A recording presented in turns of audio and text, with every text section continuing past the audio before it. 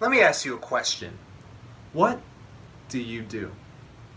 Now, you might have heard this question before if you've ever gone to a networking event, or you've ever gone to a speed dating singles event, or you've ever gone to a bar and started cold approaching women, or anywhere where you're meeting new people. You will probably get asked almost every single time, what do you do? What's your job? Where do you go to school? Things of that nature. Now, with that known, with knowing that you're going to get that question before you even enter the situation, wouldn't it make sense that you would have a good answer to that question?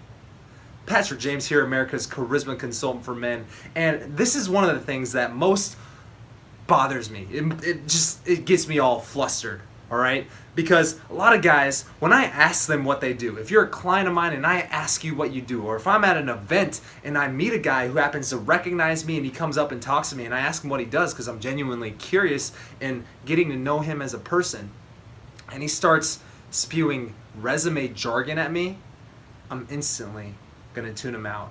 And if I'm a guy and I'm actually curious about you and I'm asking you, what do you do? And I'm tuning you out the second you start doing jargon. Imagine how quickly you lose the attention of that girl at the bar or the interviewer asking you something in a job interview that you really want.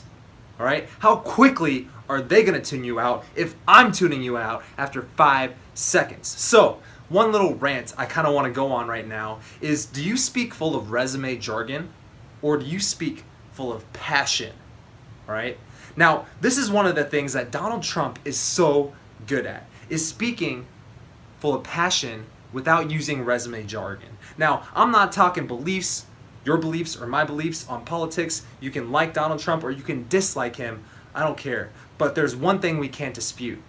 The man is a great speaker, and that simply comes from the fact that he speaks with a 4th grade reading level. Now, hear me out on this one. If you're speaking with a college science reading level to people in public, they're probably going to tune you out. So if you, for example, are a salesperson for a tech startup company in San Francisco, and I ask you what you do, and you say, I am a charismatic and dynamic entrepreneur / salesperson who's on the leading edge of this small niche in the tech industry. You threw a lot of jargon at me, and I tuned you out the second you said dynamic. All right? But if you tell me I improve the quality of people's lives by giving them this technology that allows them to do this simply, that's a lot better.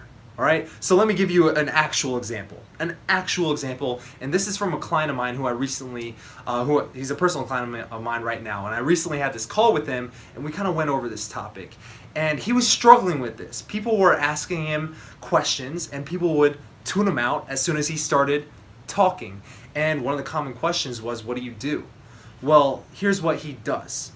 He recently got laid off from a company he was working for. It was a 9-to-5 corporate job, and he wants to start his own landscaping business involving permaculture design. And what he told me when I asked him, well, what do you say when people ask you, what do you do?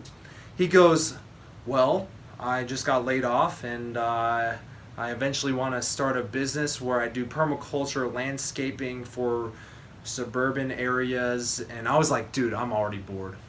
All right, so what we did for him was, one, we came up with a 1-sentence response that got rid of all the words like dynamic, cutting edge, permaculture, and all those big words that only, those college kids would know of, or, people with advanced vocabularies. We got to tune this to the general public, tune it to the emotional brain that doesn't really know logical reasoning and higher level thinking. It only knows, should I kill it, eat it, or fuck it?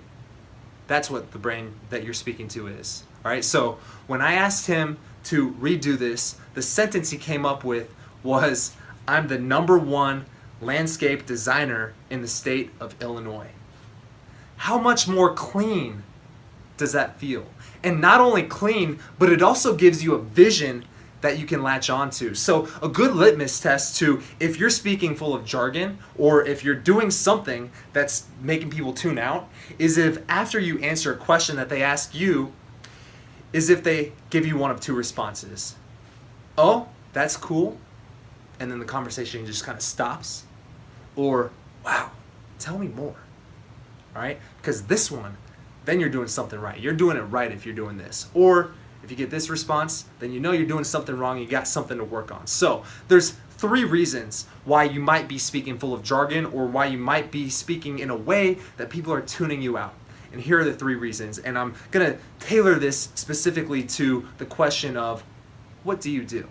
So the first reason is you're not exactly clear on what you do. And I don't care what you do now, but what do you want to be doing 5 years from now? What do you want to be doing 10 years from now? What are you going to be doing then?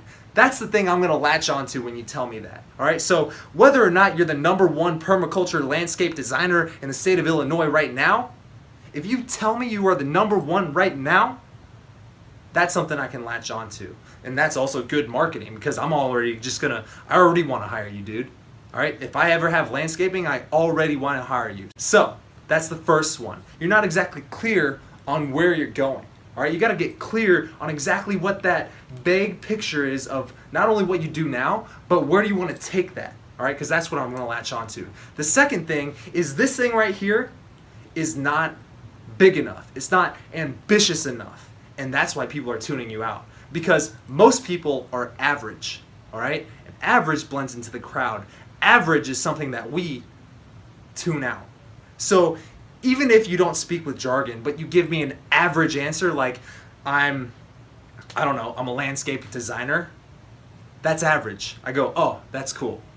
But if you tell me I'm the #1 landscape designer in the state of Illinois, then that's when I go, wow, tell me more. So not only are you not clear on exactly what you do and where you're going with that, but you're not ambitious enough with it.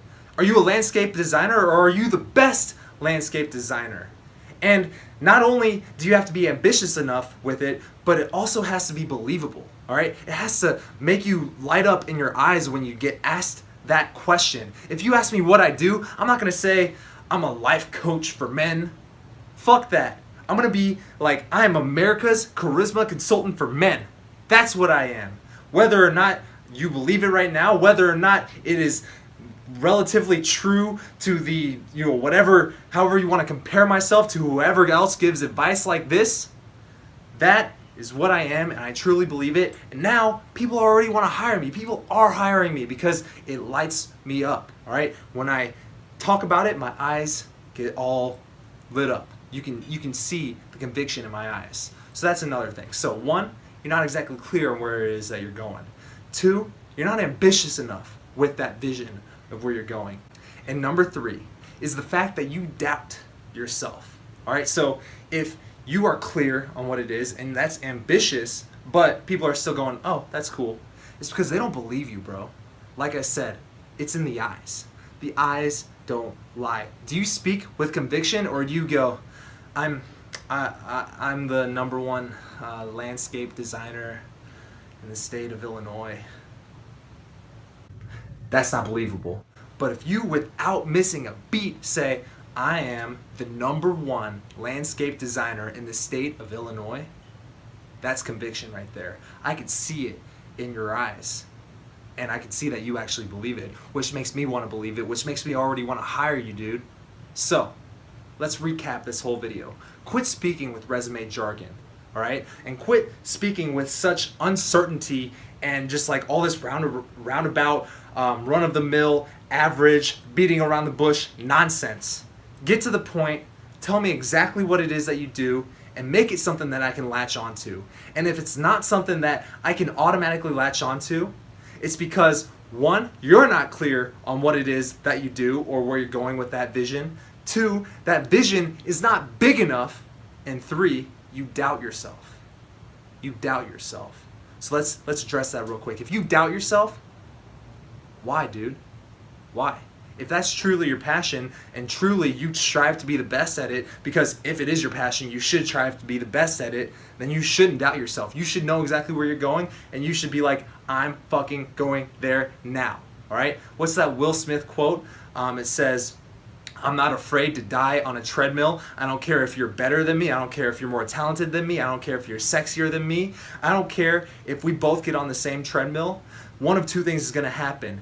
You're going to get off first, or I am going to die. It's really that simple. Believe in yourself, because I believe in you.